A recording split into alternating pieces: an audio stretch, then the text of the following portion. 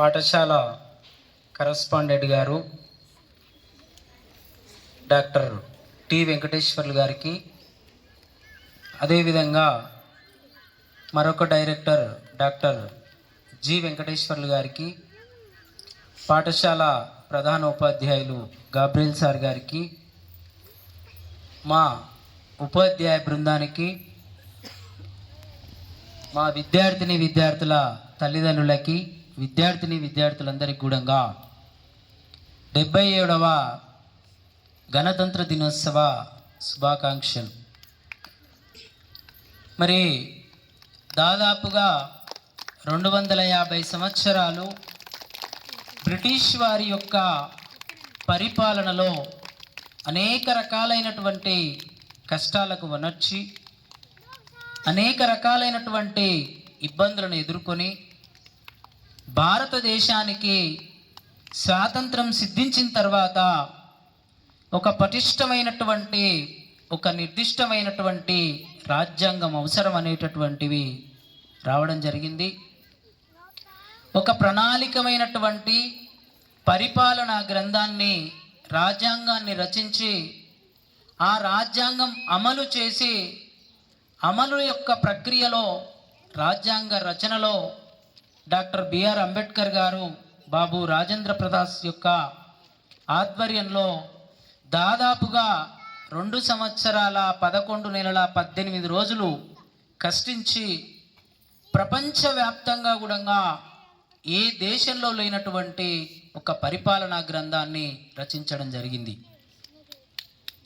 మరి అటువంటి అమోఘమైనటువంటి రాజ్యాంగం అనేటటువంటిది 1949 నవంబర్ 26వ తేదీన ఆమోదించబడి 1950 నవంబర్ 26వ తేదీన పూర్తిగా రాజ్యాంగం అమల్లోనికి రావడం జరిగింది. ఆ పూర్తిగా ఆమోదించబడినటువంటి రోజే ఈ గణతంత్ర దినోత్సవం అనేటటువంటి విషయాన్ని మనం గ్రహించాలి.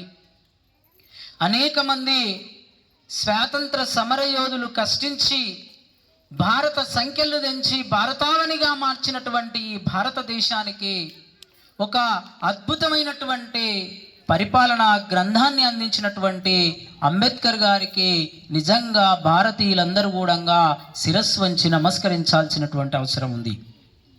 ఈనాడు ప్రపంచ దేశాలు ఇన్ని ఉన్నప్పటికీ కూడా ఇంత అద్భుతమైనటువంటి, ఇంత అమోఘమైనటువంటి పరిపాలనా గ్రంథం ఏ దేశంలో కూడా లేదు అనేటటువంటి విషయాన్ని కూడా ఈ సందర్భంగా జ్ఞప్తికి తెచ్చుకోవాలి.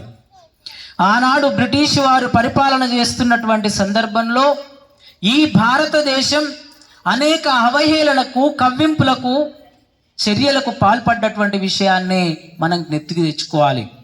భారతీయులైనటువంటి మీకు పరిపాలన విధానం రాదు, పరిపాలన చేసుకునేటటువంటి తత్వం మీ దగ్గర లేదు అని అనేక విధాలుగా విమర్శించినటువంటి వారికి బుద్ధి చెప్పే విధంగా అద్భుతమైనటువంటి రాజ్యాంగాన్ని రచించి ఇచ్చినటువంటి ఆ మహోన్నత వ్యక్తులకు మనందరం కూడా శిరస్సు వంచి నమస్కరించాల్సినటువంటి అవసరం ఉంది. ఈనాడు ఆ మహానుభావుల యొక్క ప్రేరణతోటి, వాళ్ళు చూపించినటువంటి అద్భుతమైనటువంటి మార్గంతో అడుగు జాడల్లో నడుస్తూ వాళ్లకు మనం ఇచ్చేటటువంటి నిజమైనటువంటి నివాళి ఏందయ్యా అంటే, వారు చూపించినటువంటి ఆ అద్భుతమైనటువంటి మార్గాన్ని మనం అనుసరిస్తూ ముందుకెళ్లాల్సినటువంటిదే వారికి నిజమైనటువంటి నివాళి. విద్యార్థులైనటువంటి మీరందరూ కూడా ఆ స్వాతంత్ర సమరయోధుల యొక్క విధానాన్ని ప్రేరణగా తీసుకొని స్ఫూర్తి పొంది మనం అద్భుతమైనటువంటి విద్యను అభ్యసిస్తూ రాణించాల్సినటువంటి అవసరం ఎంతైనా ఉంది. అదేవిధంగా ఈ సందర్భంగా మా 10వ తరగతి విద్యార్థులకు కూడా సమయం చాలా తక్కువగా ఉంది. మీరు కూడా మంచి విద్యను అభ్యసించి మంచి పాఠశాలకి ఒక అద్భుతమైనటువంటి పేరు తీసుకురావాల్సినటువంటి అవసరం ఎంతైనా ఉంది. మరొకసారి మీ అందరికీ 77వ గణతంత్ర దినోత్సవ శుభాకాంక్షలు తెలియజేస్తూ ముగిస్తా ఉన్నాను. జై హింద్.